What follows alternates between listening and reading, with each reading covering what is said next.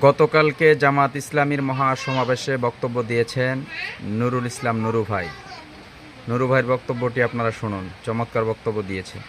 আমরা ভাইকে বলবো আপনিও বাংলাদেশ জামাত ইসলামের সাথে যোগদান করুন এবং বাংলাদেশ জামাত ইসলামী আন্দোলন আপনি করুন। সম্মানিত সভাপতি জামায়াত ইসলামীর আমির ডাক্তার শফিকুর রহমান, মঞ্চে উপস্থিত অন্যান্য জাতীয় নেতৃবৃন্দ এবং আমার সামনে আগত সারা বাংলাদেশ থেকে জামায়াত ইসলামের নেতা কর্মী ভাই, সবাইকে আমার দল গণ অধিকার পরিষদের পক্ষ থেকে সালাম এবং শুভেচ্ছা জানাচ্ছি। আসসালামু আলাইকুম।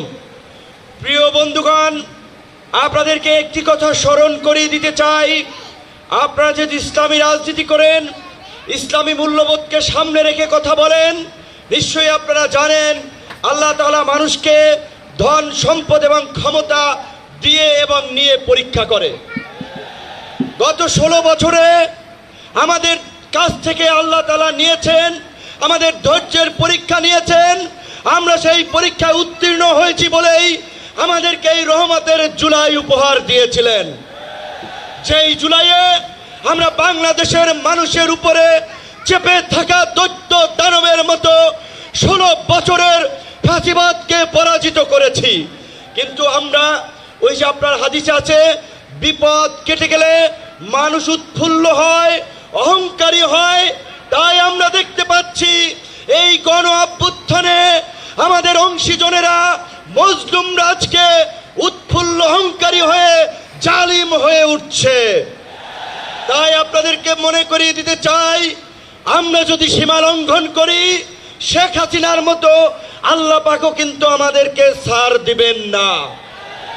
আজকে যেই ছাত্র জনতার সংগ্রামের মধ্য দিয়ে, যেই রক্ত এবং প্রাণের বিনিময়ে আমরা এই ঐতিহাসিক পরিবর্তন পেয়েছি, এই পরিবর্তনকে টেকসই করার জন্য আজকে বাংলাদেশের মানুষ যে শাসনতান্ত্রিক এবং সরকার ব্যবস্থার পরিবর্তনের আওয়াজ উঠিয়েছে, সরকারকে বলতে চাই সেই শাসনতান্ত্রিক ব্যবস্থার মৌলিক পরিবর্তন না করে আপনারা নির্বাচনের দিকে হাঁটবেন না। নির্বাচনের আগে সমস্ত রাজনৈতিক দল যেন নির্বিঘ্নে প্রচারণা করতে পারে, নিরপেক্ষ একটি প্রশাসনিক এবং রাষ্ট্র ব্যবস্থা থাকে, সেই লেভেল প্লেইং ফিল্ড নিশ্চিত করতে হবে, যেটা আজকের এই সমাবেশের একটি দাবি। একই সাথে আমরা বলতে চাই, গত এই 11 মাস ধরে স্থানীয় সরকারের কোনো জনপ্রতিনিধি নাই। মানুষের একটা চরম ভোগান্তি,